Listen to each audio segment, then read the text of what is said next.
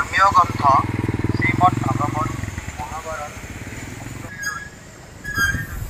কিতাপ কাগজ কলম পঢ়ি হৈছে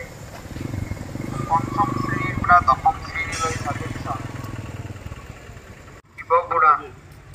লক্ষ্মী চৰিত্ৰ হনুমান চালিচা আপদ উদ্ধাৰ শীতলা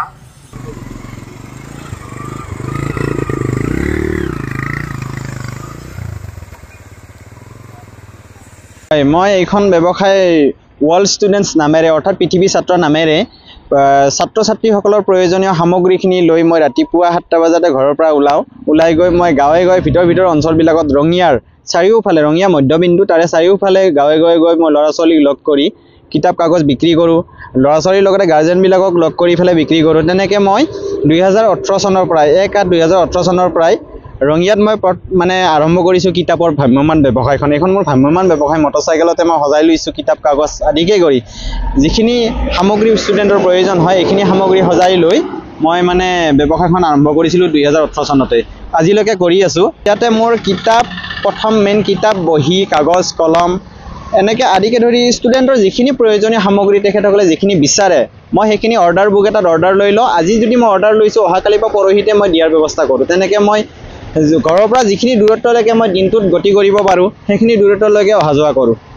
এনেকৈ ব্যৱসায় কৰাৰ কাৰণটো হ'ল মোৰ ঘৰুৱা আৰ্থিক অৱস্থা তেনেকৈ ভাল নহয়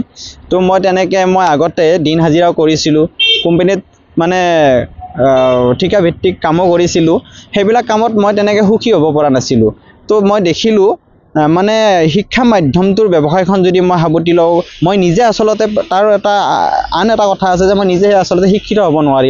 নোৱাৰাৰ বিনিময়ত মোৰ নেক্সট জেনেৰেশ্যন যাতে শিক্ষিত হ'ব পাৰে তাৰে কাৰণে মই অলপ চিন্তা কৰি পেলাই মই এনেকৈ ঘৰে ঘৰে কিতাপ বিক্ৰী কৰাৰ পন্থাটো বাছি লৈছিলোঁ এটা স্থায়ী দোকান বুলিলে আজিকালি কিতাপৰ দোকান স্থায়ী সকলো ঠাইত হৈছে আৰু স্থায়ী দোকানখন কৰিব গ'লে মোৰ তেনেকৈ আৰ্থিক অৱস্থা প্ৰথমে কৈছোঁ আৰ্থিক অৱস্থা ভাল নহয় মই স্থায়ী দোকান এখন কৰিবৰ কাৰণে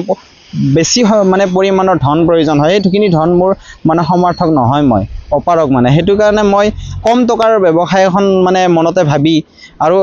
যেহেতু ব্যৱসায়খন অকণমান সুকীয়া আনে যিবিলাক কাম কৰি আছে তেনেকৈ নকৰি মই নিজাববীয়াকৈ আনতকৈ অলপ পৃথকভাৱে কৰিব চেষ্টা কৰিছোঁ যাতে মোৰ ব্যৱসায়খন মই সমাজৰ মাজত এতিয়া লৈ যাম তেতিয়া যাতে আনে কষ্ট নাপায় বা কাৰো যাতে অসুবিধা নহয় সেইটোৰ প্ৰতিও মই লক্ষ্য ৰাখি পেলাই মই কিতাপৰ ব্যৱসায়খন বাছি লৈছিলোঁ আপুনি বিচৰা বাতৰি পাব কেৱল নিউজ 18 এপত